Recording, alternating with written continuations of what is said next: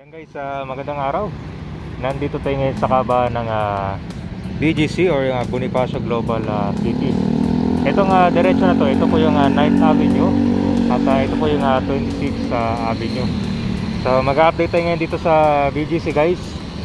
Unang-una na yung mga wires dito. Ayan, totally 100%, wala tayong makikita, no? Papakita ko Ayan.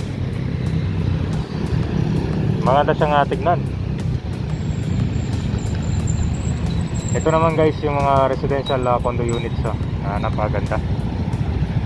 So sa mga bago sa channel guys, ang itong Bonifacio Global City ay isang financial and lifestyle district dito sa Taguig, sa may Metro Manila. So located siya 11 kilometers southeast ng center ng Manila.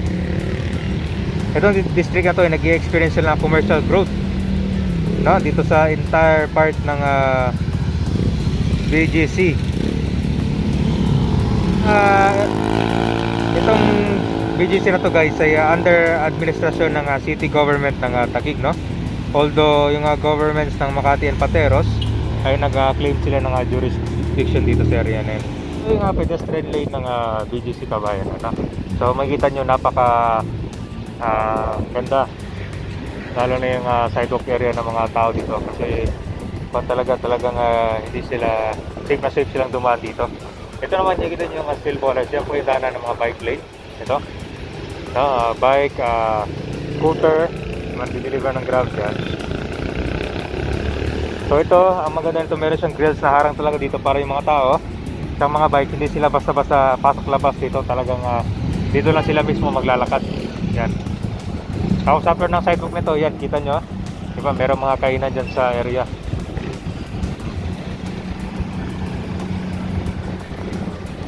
Sa kabahan natin ng 26th Avenue at ito po yung 7th Avenue dyan, no?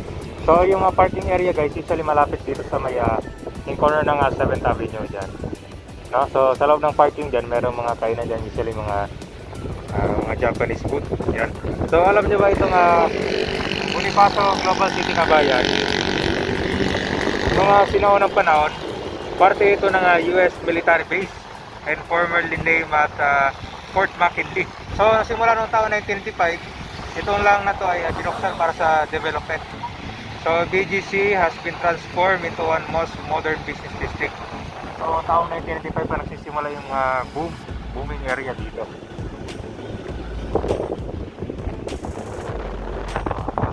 Sa din na tayo, wala tayong spaghetti wires dyan.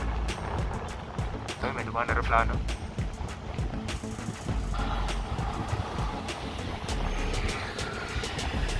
So kita nyo meron ng yung pang fire truck na gagamitin na tubig, naka-ready siya dyan. Tapos merong trash bin. So itong nakikita nyo guys, ito po yung bicycle lane, yung may kulay na sa daanan na. So ito meron silang parking area. At ang maganda nito, pwede kayo mag-parking kahit hindi kayo bibili ng mga pagkain dyan at kakain dyan sa mga restaurant na yan. Okay? So kailangan nyo talaga mag-parking dito kasi yung mga sidewalk dyan, bawal yung mga loading, unloading at saka parking. Siguro pag nagbabakay ng pasahero dyan, example sa may Icon Plaza, pwede. Pero pag matagal, may quit yung mga marshal dito, talagang titikitin kayo ng illegal parking or obstruction agad yan. Yan. So ito, priority nila yung mga bicycle lane guys, kaya meron ng nakalagay dyan ng parang phone. Yan.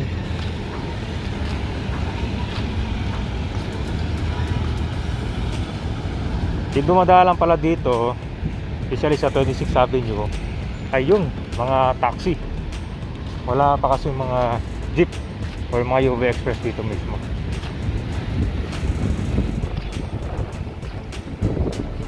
So ito pa yung the fourth BGC kabayan natin. So dito sa umaga rin, marami nag-jogging dito. Especially yung mga residente lang na taga dito nang bumibili ng mga units. Then ayun yung waiting shed guys, ipapakita ko.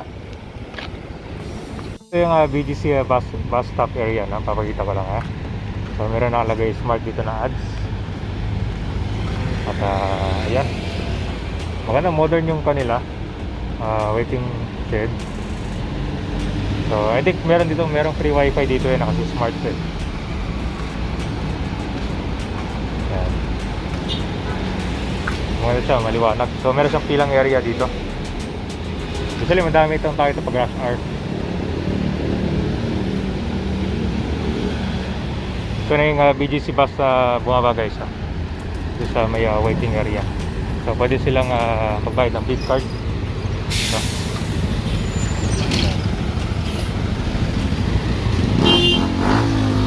so yung bus nila guys, double door siya.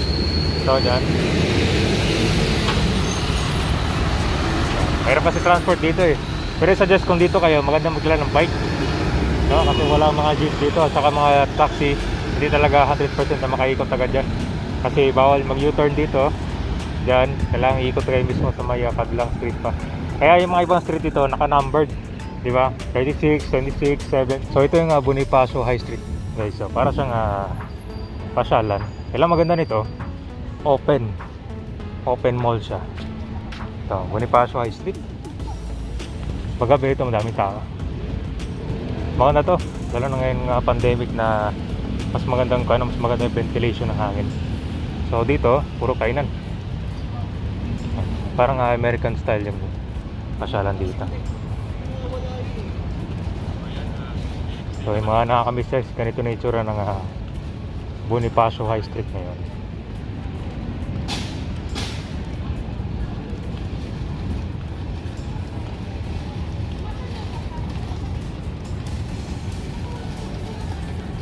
Sarado pala. Gabi pala ito nagsisimula, parang buffet area, no? Sayang. Sarap ng pagkain dito.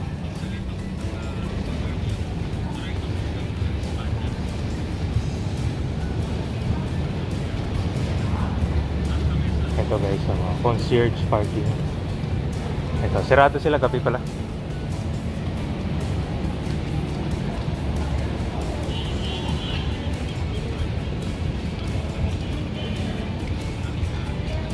Kabilang side guys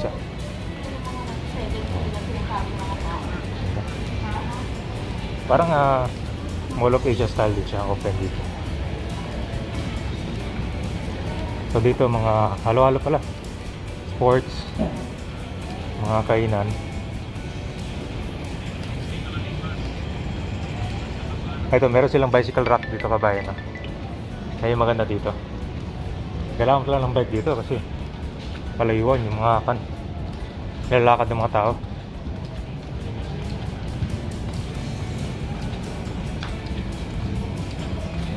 Ngayon ay tirik na tirik yung araw. Kung gusto nyo mag mall guys ng nasa labas na walang aircon, dito Bonifacio High Street, maganda. Is nasa Kwante guys, or sa may market no, na dito parte ng Taguig yan. So itong market guys, kompleto, meron ito yung mga bilihan ng mga pangpasalubong, okay. Tapos dyan mga kainan, food area. Tapos dito naman yung mga flowers, no, bouquet. So yun, yung mga mahilig bumili na pangpasalubong guys. Ito yun, ito yung presyo ito big oven, 80 pesos. At ito snackers, nachos, 90 pesos. Ibang pasalubong talaga ito, bro. Magkano to? Ito, disco choco, 100 pesos. Ito masarap to, 100 lang. Nakalimutan ko yung tawag nito Snackers, nachos, 90 pesos. Yan. Ito may mga tuyo. Pusit, punggok, 160. Yes, sir. Udanggit, 120. Nakapanilagay sa mall, dito sa area. So mababa yung pila ngayon. Yan, mabis yung tao.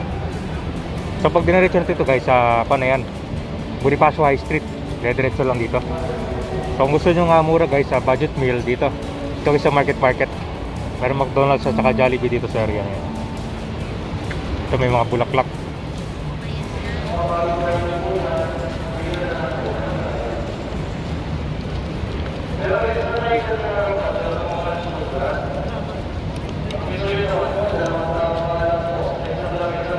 So red ribbons. Yung taxi ito walang problema. Dito lang kayo mag-antay guys. Okay. Ito meron pa mga prutas to, sarap to. Mga drinks. Kasi wala ko nila. Magbalik ka natin.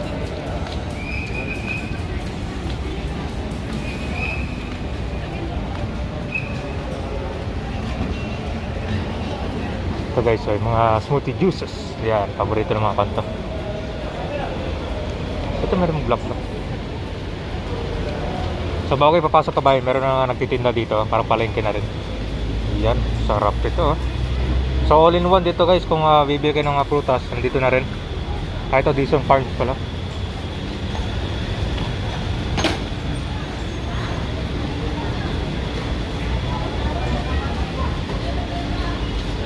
Dami, sarap ang masal dito ah.